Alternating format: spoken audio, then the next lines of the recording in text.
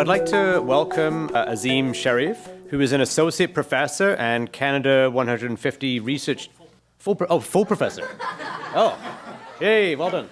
150 research chair of moral psychology at UBC, where he directs the Centre for Applied Moral Psychology. After studying at the universities of Toronto and British Columbia, he held faculty positions in Oregon, California, and Abu Dhabi before returning to Canada. His research investigates how our often ancient intuitions about morality interact with modern social, economic, and technological issues. He is a Kavli Fellow of the National Academy of Sciences and College of New Scholars member of the Royal Society of Canada.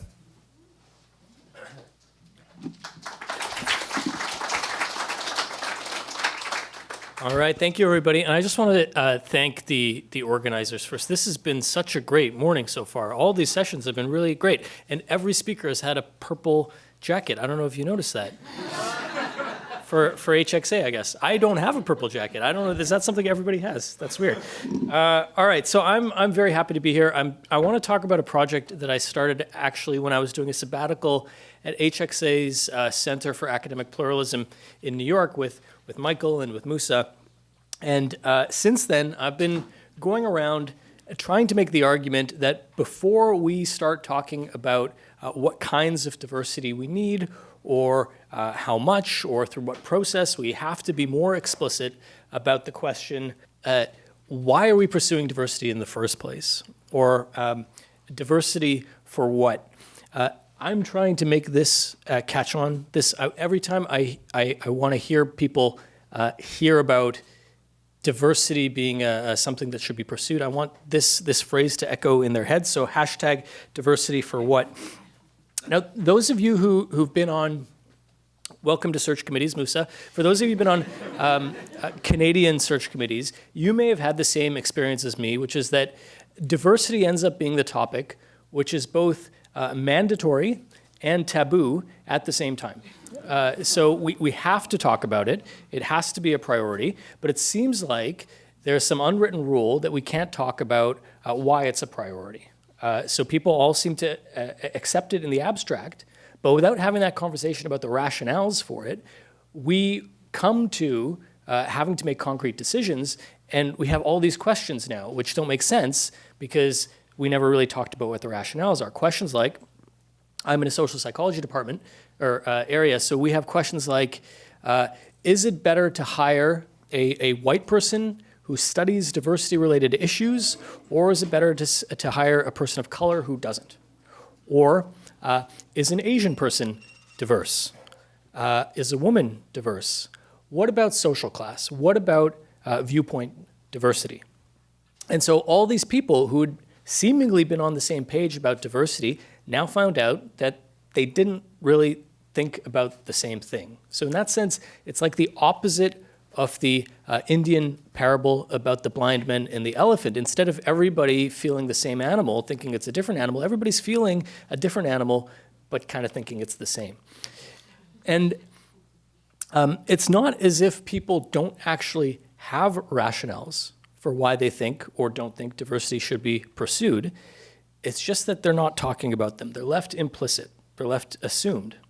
And they're very important reasons why we should make those implicit rationales explicit. Here's 4 of them.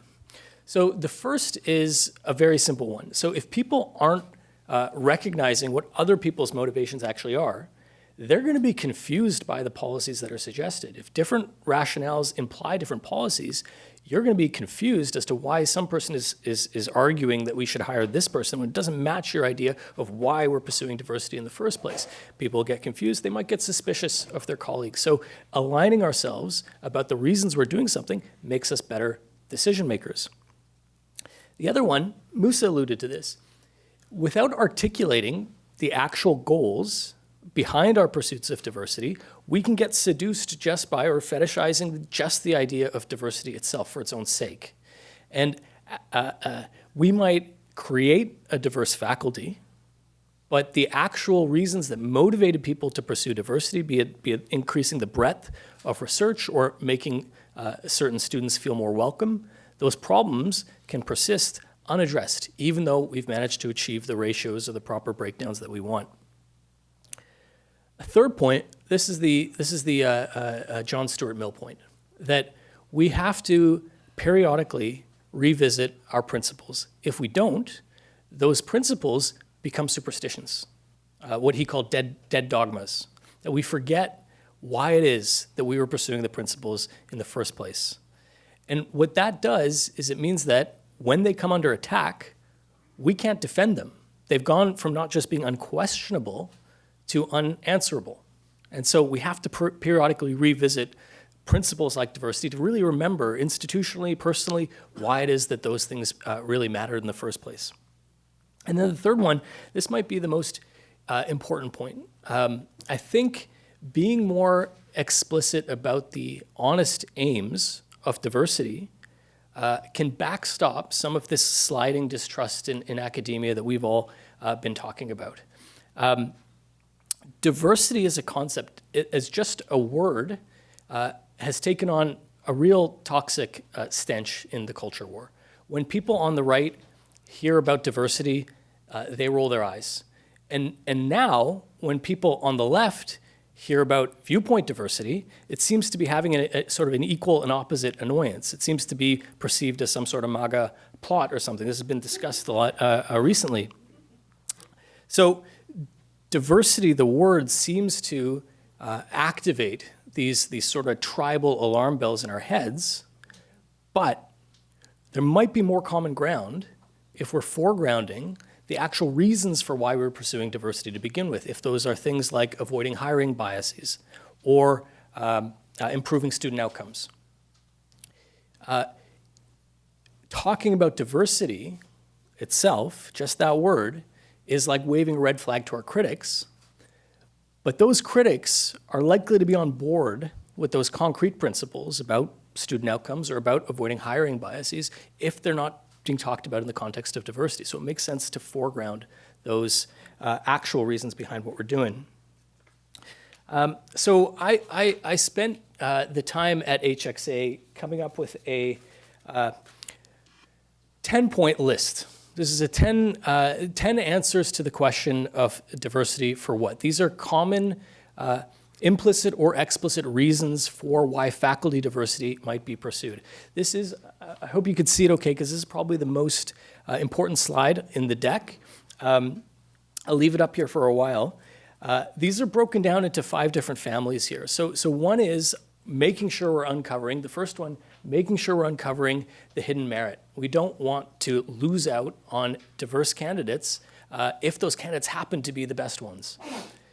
There are the social justice motivations. There are the role modeling ones. Are students going to be performing better? Are minority students going to perform better if they have professors who look like them?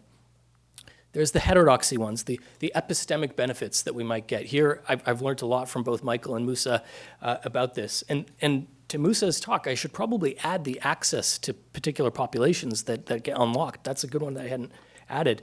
And then there's institutional signaling, which maybe we're cynical about, but certainly it's the case that people do see institutions as more credible if they actually reflect the communities that they represent. So all of these could be worthy motivations for pursuing diversity. The problem is they're different motivations, and they have different implications for the types of policies and the types of diversity that we should pursue. That's the conceptual landscape there. I can talk about any of these more in the Q&A or at lunch. I want to move to some data that I've collected about this. So I wanted to look at what actual relevant decision makers think about when they think about the various rationales in pursuing faculty diversity. So I did a survey of department heads across Canada and the UK and the USA, just somewhere over 300 of them across disciplines. So it was a reasonable sample size. It was about a 25% response rate, but it was much higher in Canada, so thank you for that. I think it was because it was coming from Canada. These were, as I mentioned, across disciplines. And there were a few interesting findings that came from that. So first one is almost everybody talks about diversity in their hiring. in Canada, everybody did. It was a point of conversation in every department that responded to this. So that's not surprising. We've been in those types of meetings.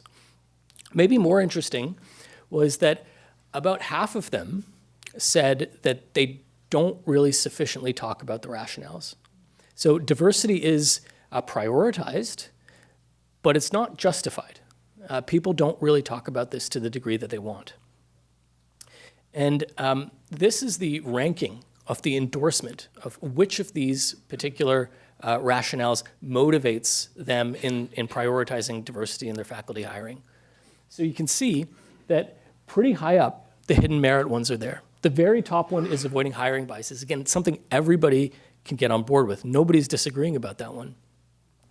Prioritizing student outcomes, be they learning outcomes or just role modeling for the types of jobs that people might be able to see themselves in, or exploding stereotypes that people might have, that was also really high. The epistemic benefits one, that was kind of spread out across that. Raising different questions, again, something Musa talked about, that one was number 3. People saw that was very important. If you bring people from underrepresented groups in, you're going to get underrepresented questions, thereby expanding the breadth of our inquiry. People are on board with that. Less on board with some of the other ones. Institutional signaling is here, and then at the very bottom, the least endorsed ones were the social justice ones. Though, I will say that in the kind of open answer responses, a lot of the department heads from the US said, I'm legally not able to have that as a priority. So even though that might be the priority, I can't legally tell you that that's the priority. I also asked what type of diversity they prioritize. So this was another interesting finding. So these were the various ones that I allowed people to talk about. Unsurprisingly, race and gender were the top 2. In Canada, I don't have it broken down here in Canada, but in Canada, indigeneity was up there. It was top 3. And then you see various other types. And here at the very bottom, a political viewpoint. Very, very few people rated that as a high priority. In the STEM fields, interestingly, basically everybody rated that as a low priority. In the social sciences, people saw the value of that a little more. In the humanities, actually, they saw the value of that a little more. But it was very much towards the bottom here. So the only, even though people said that they are motivated by some of the heterodoxy rationales, the only one type of diversity that I included, which actually reflects viewpoint diversity, people didn't really seem to care about it that much. Okay, the next slide is, well, it's a lot of numbers, but let me walk you through it. So I don't have a good way of visualizing this, but what this slide looks at is the relationship between the rationales for diversity and the type of diversity that people actually wanted. So it doesn't say that, well, this causes that, but what it does tell you is for people who prioritize one type of rationale, what is the type of diversity that they're actually also pursuing? And so, for example, what you can see is that the people who most prioritize gender as a type of diversity that they care about also happen to be people who are prioritizing hidden merit as a rationale for pursuing diversity. So finding people who would otherwise be finding very promising candidates whose promise is actually obscured by either hiring biases or by disadvantage that they previously experienced, which kind of doesn't allow for their full potential to be seen at the time of the application. But also the role modeling one. So that was an associated motivation with that. The role modeling one was also the one that was associated with racial diversity, also social justice rationales. Social justice rationales were also the ones that were associated with all these other types of diversity. And then the epistemic benefits ones, the heterodoxy ones, those were associated with increasing nationality, which makes sense, and increasing diversity of social class, which makes sense. They weren't associated with political diversity, possibly because you just had so little variance. There were so few people who were actually prioritizing political diversity at all. So it wasn't being captured by that. I found that to be kind of a dispiriting conclusion about the political diversity. I realize in retrospect, I probably should have included a broader category of just viewpoint diversity, not just political diversity, which might be a little narrow. But in any case, we have these multiple rationales, some of which are these epistemic rationales, some are social justice rationales, some are these signaling rationales. The more I've studied about this topic, the more I've read about it, and the more I've seen how it's practiced at my own university at UBC, the more I see that these rationales often get muddled together. So when universities when they do talk about why we're pursuing diversity, they kind of throw out a smattering of all sorts of different rationales, kind of all put into one. And I've begun to think that muddling together is a bit motivated by strategic ambiguity. That what people are trying to do is find a justification for pursuing diversity, maybe because they're actually motivated by some of the weaker or less palatable or less popular rationales for it, by borrowing credibility and borrowing kind of the evidentiary base from some of the stronger rationales. And often those stronger rationales, and often a lot of the evidence seems to be on the heterodoxy ones, on the epistemic benefits. So that's been I guess it's a good strategy if your goal is to advance certain agendas. I don't think it's been a very good strategy for trust. I think that this is one of the problems. I think that people have created this sort of smoke and mirrors, which has allowed them to do this bait and switch, and it creates this incoherence between the policies and what people are actually saying or motivating the policies. So the actions that you see them carrying out and the reasons for the actions themselves. And between those two couch cushions, that's where trust always gets lost, and then you can never find it again. So I'm I'm very pleased to say that this paper, it was kind of a challenge getting it through a review process. One of the journals I sent it to, Nature Communications, they wrote back and said, "We really like this piece. We would only pursue the review process if you would add more authors with more diverse backgrounds." Which put me in a really awkward situation, because that is kind of consistent with what I was saying in the piece, but it's also something that I've never heard a journal do. But it is now in press at Nature Review Psychology, which I'm very happy about. If you guys want to preprint, you can get it that QR code, or you can just email me there. And I'd be very happy to send you the paper. But what I'd be most happy about, what I'm hoping you guys will do, is when you go back to your departments, instead of tilting at windmills and trying and being the only kind of lone minority voice who's arguing against diversity, try this. Try instead to be the voice of reason and the voice of clarity and the voice of accountability, and try to shift the conversation from diversity or not to hashtag diversity for what. Okay, thank you.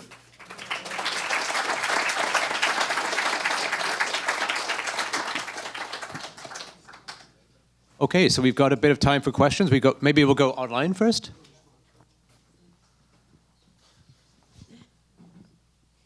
Thanks, Azim. This question is from Judy online. What are your thoughts on people who are concerned with social justice, not seeming concerned about socioeconomic class? Are we losing understanding of and concerned for class differences? Yes, for two reasons, right? So one is that you get epistemic benefits by including people who are not well represented in the field. And we've seen all these data about how some shockingly large percentage of professors are not just from high socioeconomic status, but are themselves children of other professors, right? So that's a narrow band that we're getting with, again, to Moose's talk. The other is that there's a justice issue there. Actually, three reasons. The other is that there's a hidden merit example there. So We had a social psych search a little while ago, and we had a bunch of great candidates. We very rarely hire in social psych at our department, so we had just many applications, really excellent people, one of whom did their graduate degree at, I think, the University of, either the University of Regina or the University of Saskatchewan. And they had this massive body of really excellent work. And that person was competing against these people who'd done their degrees at Harvard and Yale and everybody everywhere else. And this person I know came from a very humble background. And I was trying to make the point that creating that record with those few resources, with those fewer opportunities, speaks much more to the potential of a person who had an equal record, even slightly better record, but somebody who had all the advantages and grew up in New York City and went to Yale. So we're missing out on a number of rationales by not paying attention to the social class issue. Thanks, Judy. It's not fair because I work in the department with you. So you made something kind of click for me. I study measurement, how to measure things, and often what I say is when you don't have well-defined constructs, you can kind of measure them however you want. And that makes it really easy to make conclusions that you want. This is this kind of like sort of attitude, and you can be very willy-nilly, but if you have transparency, everything is really clearly defined, then the outcomes have to be clearly defined to what you are measuring. Is there a way for us to move forward with this from a transparency angle, like borrowing some of the things that we agree about, open science, to this? Like, is there an opening there that we could find in our department or in other departments to say, look, like, where do we write this down? Where do we say these are the things, these metrics actually map to them that would force us to explicate and then have these difficult conversations about trade-offs? Like, is that an avenue? Yeah, I think that's one thing that our department actually does okay at, which is when we did our, this is going to be really inside baseball, like really focused on our department, but when we did our big EDI thing in 2020, as many people did, we had a bunch of precise measures. We were going to we'll revisit this in 5 years to see if we've made progress very much on this quantifiable metric. And so if you can talk precisely about your rationale, you can talk precisely about what outcome measure would indicate that you've made progress on it. If you generally say we're trying to increase inclusion and diversity, but then you don't say what that would mean, then you can easily say, depending on what you want to say, we've not made any progress or we've done great. By focusing on the rationale and then sort of pre-registering exactly what would mean progress, you can actually demonstrate that you can be effective at making progress because you actually are motivated by something which is measurable. Yeah. Mark has 2 questions. Thank you, Azim. That was a good talk, as always, when I see you give talks, which I think is the 3rd time now, and they're always different, which I appreciate. Same topic, but the talk is different, which is commendable, instead of just sort of recycling the same thing, which I'm not saying anyone here is doing, but as academics, we all see that routinely, especially with full professors. Anyway, I had 2 very brief comments and then a question. The first comment was, I don't know if anybody else noticed, but Canada is markedly worse than the US or the UK when it comes to socioeconomic diversity being a focus. That was a very large and statistically significant negative coefficient. The second is, I think you could probably do like a spider or radar plot for that. You could think about shading for statistical significance and that sort of thing. It might just visualize it better for people. But the question is, I did the math really quickly in my head when your slide was up. Is there one department that responded that didn't talk about diversity, and can you spill the beans? And if you can't spill the beans in the department, at least was it STEM? Was it in the UK? Can you tell us? Don't make me download the data, because I will. Okay. I can't tell you what department it is because great pains were made to assure that this was anonymous. And I had to do that because I knew that people would not otherwise tell the truth. But yeah, it wasn't STEM. I've given this talk a bunch of places. One of the places which I talked to the department head there, and they said, we don't actually care about diversity at all, is UBC economics. So I think in econ, I don't know, at least at our university, they don't care about it, but maybe other universities as well. Thanks. That was a really interesting talk. It always amuses me when people talk about diverse individuals, because diversity is a population measure. So I guess the sort of question I had is you know, if the question you want people to be confronted with is diversity, for what, presumably the corollary of that is, what dimensions of diversity best achieve the outcome you want? So, for example, if it's improving scientific progress, you know, in any particular area, you need to be thinking about what the dimension of diversity is you want to optimize, right? Mm-hmm. Yeah, it's not even just that. So one thing that you know, HxA has been really good about talking about that. I think that HxA has been great at being very explicit about what their rationales for diversity, for viewpoint diversity are. It's basically all they talk about. And it's not all they talk about. But as a consequence, they're always also talking about what type of diversity they care about. One thing which isn't talked about much is how much diversity you need, though HxA talks about that, Musa talked about that, but also at what levels of diversity you need. So if your motivation is to improve role modeling, then you kind of need diversity in every department, because every department is going to have the students that face it, and therefore, if you have all the diversity clustered in one place, well, then those people aren't going to be exposed to that.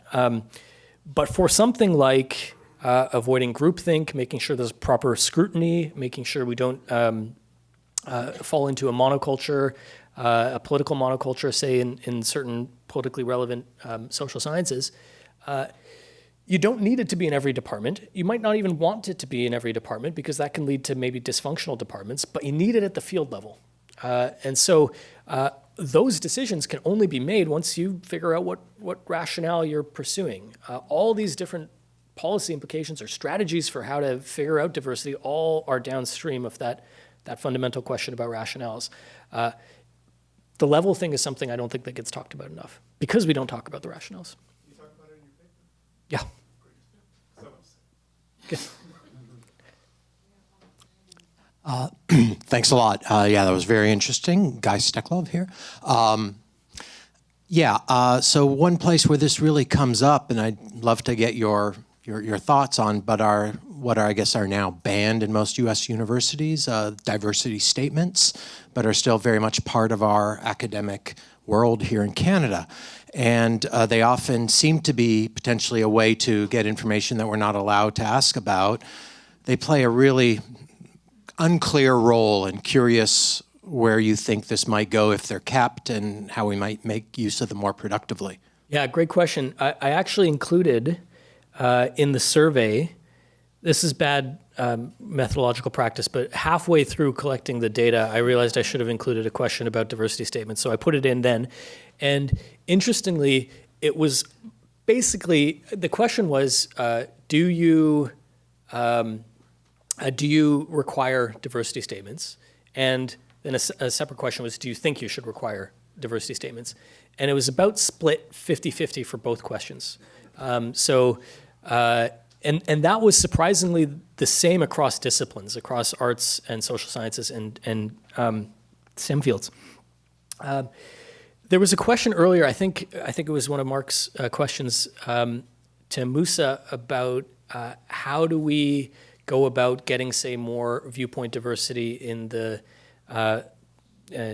sector without doing the kind of affirmative action, just trying to get ratios of conservatives and stuff. And I would say that the first step is to stop the things which are excluding them, stop the things which are funneling only left-wing professors in. One of those, which Yoel has talked about, is just general bias, but another is passing the gatekeeping through diversity statements. So my position is that in our department, the diversity statements that we require for applicants is the worst policy we have. So maybe there's ways that they could be used in some sort of ideal way better. Realistically, they'll get used the way they are being used, which is to filter out people that are not agreeing with the 6 people who are on the search committee.